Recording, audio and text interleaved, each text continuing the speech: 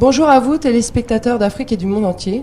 Nous recevons aujourd'hui un homme connu sur la scène internationale, Monsieur Diop, président du MEDES et du groupe Promo Consulting, initiateur et concepteur des African Leadership Awards. Monsieur le Président, bonjour. Bonjour Aurélie. Monsieur Diop, pouvez-vous revenir, je vous prie, sur le concept des African Leadership Awards et nous dire pourquoi les LA après les corridors? Oui, merci Aurélie et puis aussi bonsoir à tous les téléspectateurs qui nous regardent ce soir.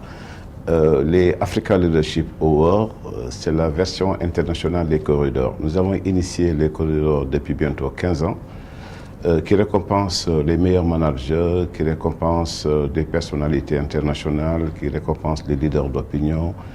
Et aujourd'hui, elle est devenue la première cérémonie de distinction en Afrique. On s'est dit, après, au bout de 14 ans, il faut initier autre chose à l'international. D'où l'idée des African Leadership Awards, qui est aujourd'hui un plateau d'excellence pour l'intelligentsia africaine, pour l'élite africaine, pour ceux qui font bouger l'Afrique, de leur permettre d'avoir un plateau pour s'exprimer et surtout pour montrer au monde entier aujourd'hui que l'Afrique a des leaders ambitieux, des leaders novateurs qui font bouger l'Afrique et le monde.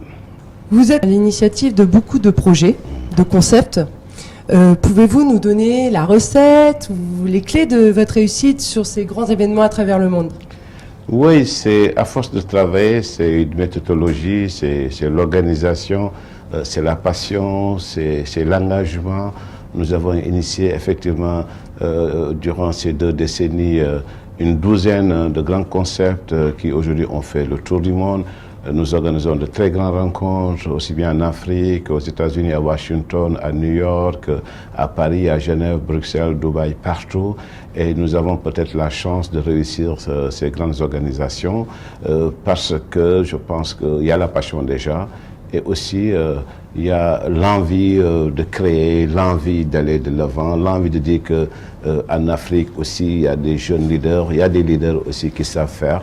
Et aujourd'hui, tous nos événements sont au même niveau des standards internationaux. Et c'est ça qui est le plus important. Lorsque vous regardez un événement qui est organisé par Promo Consulting ou puis organisé par le MEDES, ça vous renvoie aux Oscars, ça vous renvoie aux Grammy Awards, ça vous renvoie au Festival de Cannes. Et c'est ça le but recherché, c'est d'être dans les standards internationaux. Et Dieu merci, depuis 20 ans, nous déroulons à travers le monde et nous organisons de très grands événements qui, au bout de l'effort, comme dit l'autre, il y a le succès. Donc on peut dire que Monsieur le Président est un homme passionné.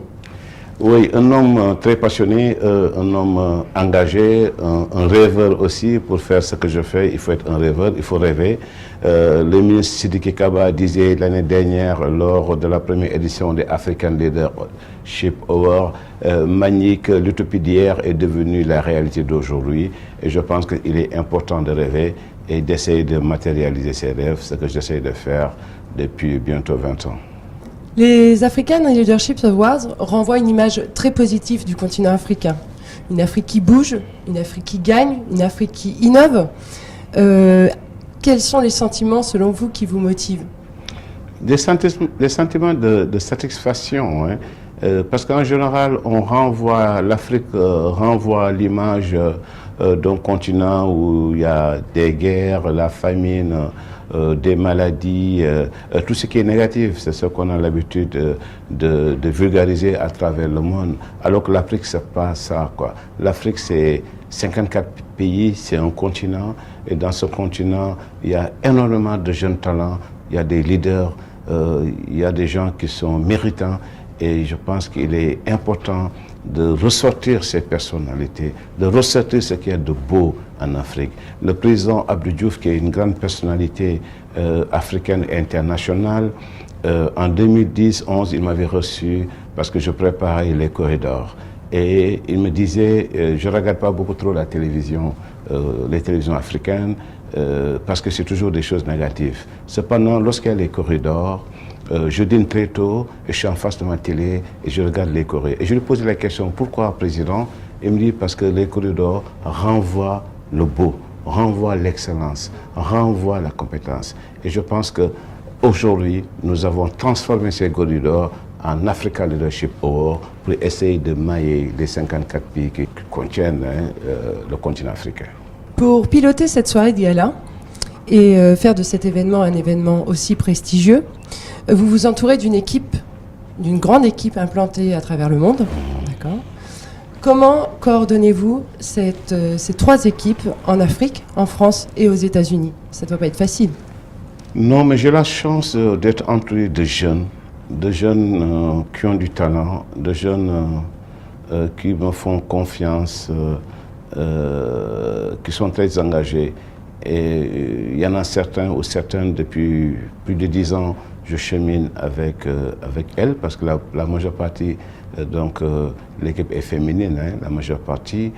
Elles ont la chance très jeunes de parcourir le monde avec moi, d'être dans des grands événements. Aujourd'hui, elles assimilent la pression, le stress et autres.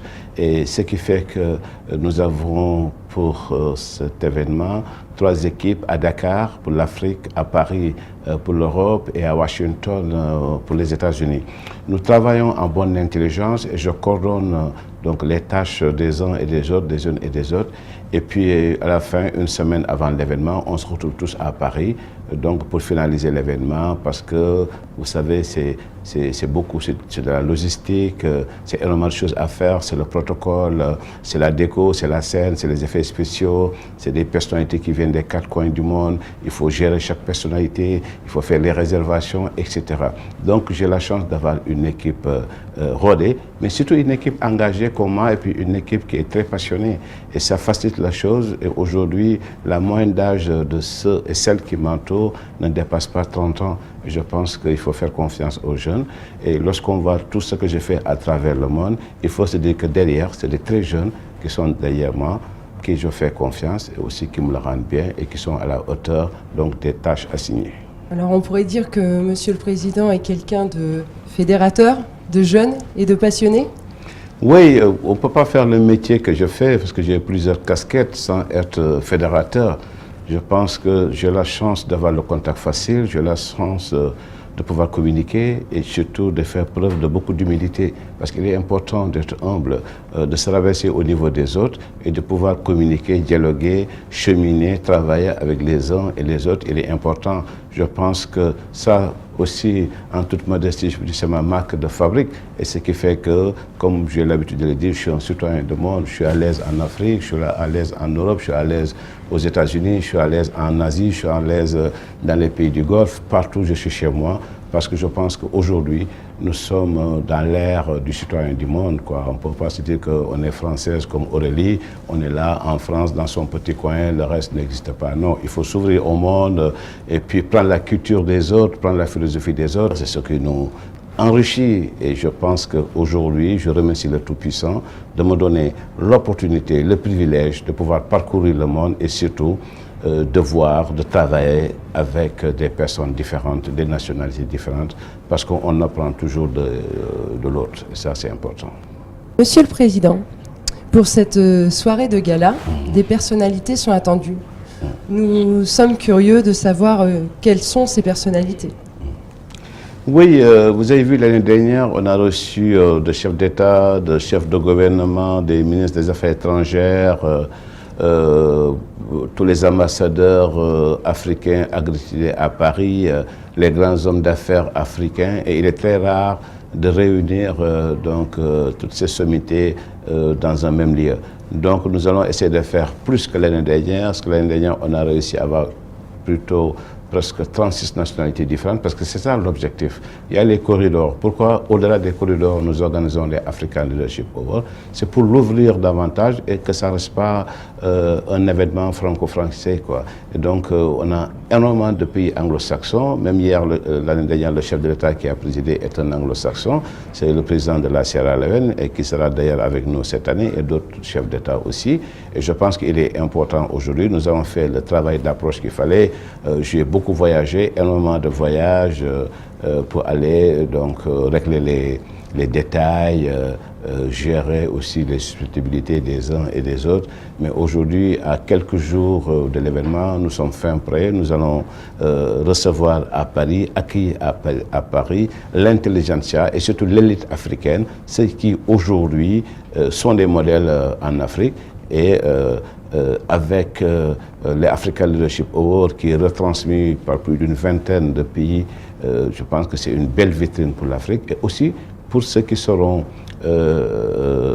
primés. Hein, il y aura des lauréats, des lauréates, des ambassadeurs aussi qui sont des personnalités qui font beaucoup pour l'Afrique et que nous allons élever au rang d'ambassadeurs d'Africa Leadership Award. Donc je pense qu'aujourd'hui, à l'heure où nous parlons, le timing est respecté et nous avons bon espoir de réussir l'exploit que nous avons fait l'année dernière, c'est-à-dire de faire un événement exceptionnel digne de ce nom. En effet, l'année dernière, c'était la première édition des African Leadership Awards. Vous avez fait un coup de maître.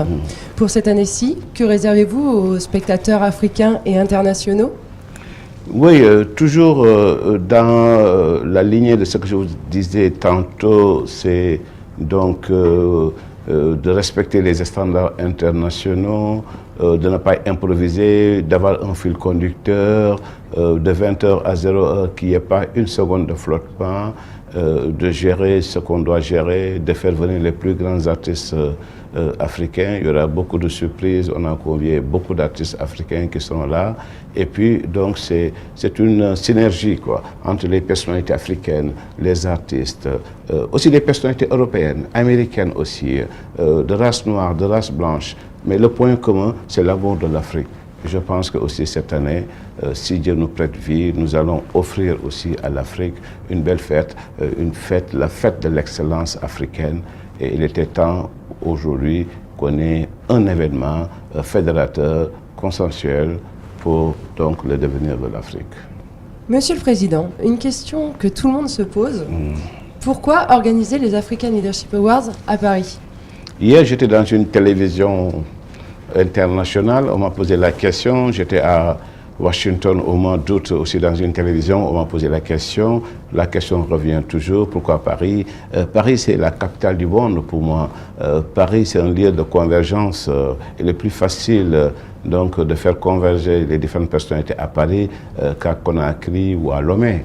Ça, il faut être juste. Et puis, la majeure partie de l'intelligence africaine, elle vit en Europe. Donc, il est plus facile donc, de regrouper cette intelligentsia, parce que, comme je vous l'ai dit tantôt, nous avons des invités qui viennent des États-Unis, qui viennent des pays du Golfe, qui viennent d'Europe, qui viennent d'Afrique. Et je pense que Paris est fédérateur, Paris c'est la capitale. Mais dans 3 ans, Inch'Allah, en 2020, nous allons nous déplacer, nous serons à New York pour la 4e édition au State Building, où nous allons faire justement 3 ans aussi après Paris et après New York, si Dieu nous prête toujours vie et une bonne santé, nous allons migrer vers Dubaï. Donc on a déjà un planning très bien étudié, bien calculé. Donc nous serons à Paris 3 ans, 3 éditions. Et à partir de 2020, nous allons migrer vers New York et au-delà, nous serons vers Dubaï. L'essentiel, c'est de fédérer, de faire venir l'élite africaine, l'intelligence africaine. Des beaux projets pour les futurs. C'est ça, c'est ça. Déjà, vous avez la primauté de savoir qu'en 2020, parce que nous allons le faire en 2019, mais tout le monde m'a demandé de garder encore, à commencer par mon ami Youssouno, de garder les Africa Leadership Awards à Paris.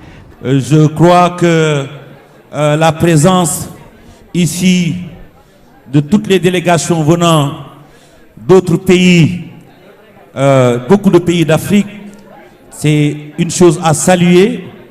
Et je pense aussi que Paris, c'est un terrain neutre pour tous les pays, parce que avant de commencer à sillonner les pays pour décerner ces trophées, je pense que la France est neutre dans un premier temps.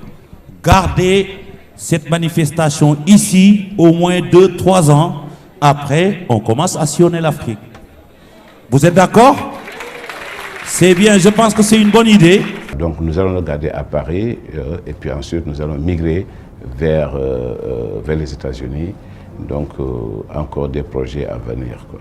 Monsieur Diop, pouvez-vous nous dire actuellement sur un gros événement comme ça, qui est LA 2018, vous devez vous accompagner de partenaires. On suppose que pour cet événement, vous devez avoir énormément de besoins financiers, de moyens et d'énergie.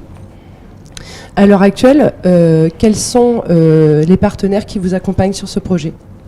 Oui, comme vous le dites, les African Leadership Awards, comme les Coréens, lorsque vous voulez faire du beau, c'est un gros budget, c'est beaucoup de dépenses.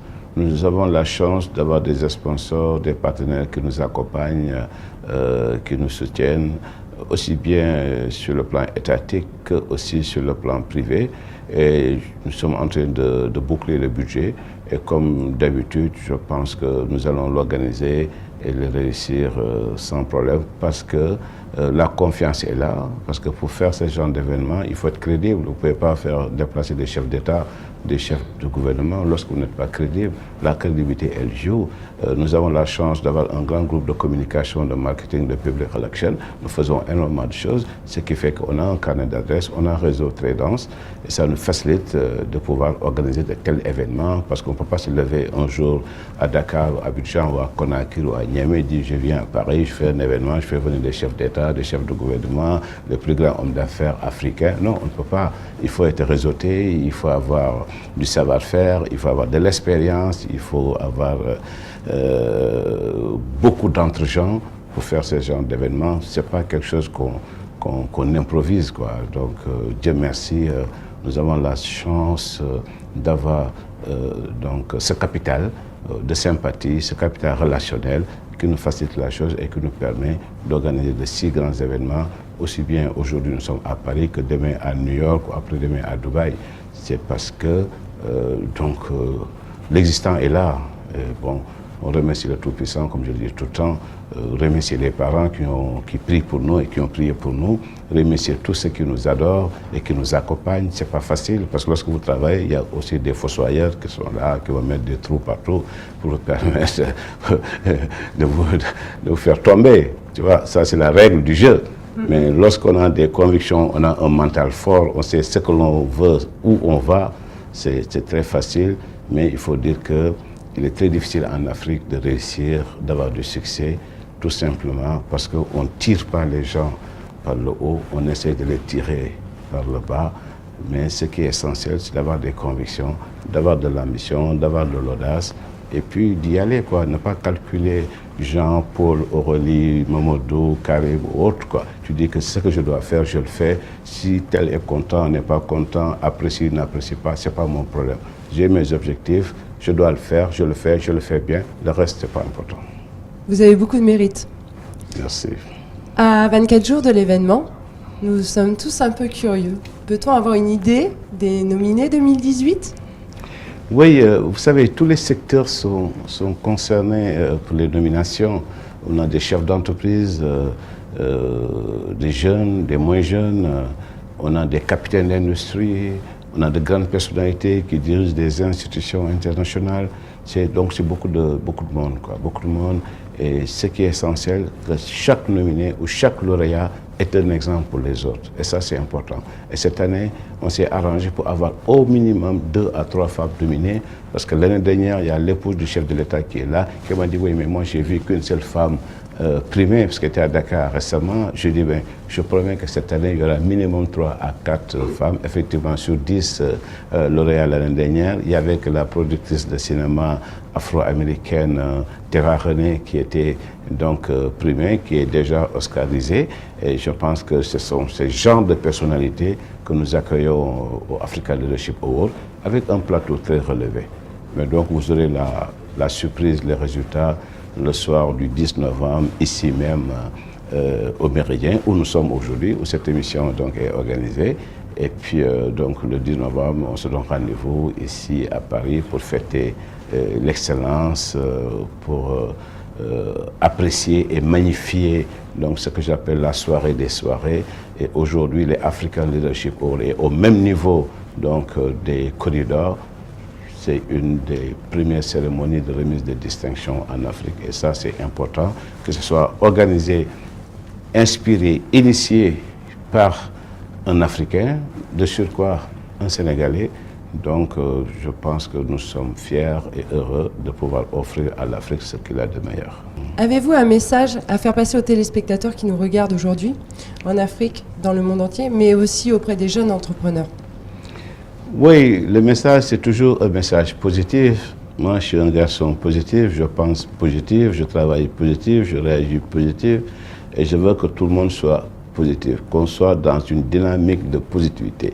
Donc, je donne rendez-vous, comme je l'ai dit tantôt, à tous ceux qui nous regardent, si le temps le permet, le 10 novembre, devant le téléviseur, pour ceux qui ne feront pas le déplacement de Paris. Pour les jeunes entrepreneurs, j'ai organisé il y a quelques mois le premier salon des startups au Sénégal. Je l'ai dit hier dans une télévision internationale. Je pense qu'aujourd'hui en Afrique, il y a énormément de jeunes talents, beaucoup de jeunes talents. Ils ne demandent qu'à être encadrés, qu'à être soutenus. Et c'est ça. Et le problème fondamental aujourd'hui de nos entrepreneurs et de nos entreprises, les TPE, les PME, c'est le financement. Les banques ne les prêtent pas, les banques ne prennent pas de risques. Nous, depuis bientôt 20 ans, nous avons initié énormément de concepts pour accompagner, pour soutenir les jeunes, avec le Forum de l'emploi qui chaque année accueille des milliers et des milliers de jeunes demandeurs d'emploi, avec la première pépinière d'entreprise qui accueille des jeunes qui sont porteurs de projets, qui viennent de réaliser, de créer leurs entreprises et qui n'ont pas beaucoup de moyens. On les accueille pendant 18 mois, on leur donne l'enseigne commerciale, l'adresse professionnelle, un secrétariat commun, etc. On a mis aussi en place le premier fonds de garantie au Sénégal qui s'appelle le FOGASIM, qui accompagne les porteurs de projets à hauteur de 70%, etc., etc. On a fait énormément pour les jeunes, on continue encore à faire pour les jeunes. Je vous ai parlé du salon des startups, c'était de trouver un cadre convivial pour les jeunes pour leur permettre de faire du networking, essayer d'accrocher les banquiers, etc. D'eux-mêmes, ils ne peuvent pas le faire.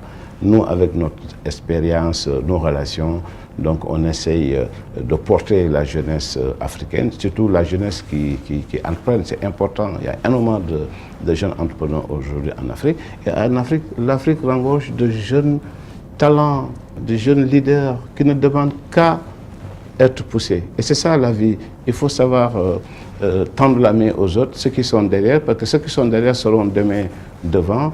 Et avoir cette culture de solidarité, de générosité. Tout le monde n'est pas généreux, même lorsque vous êtes généreux, vous êtes suspect parce que vous êtes trop généreux.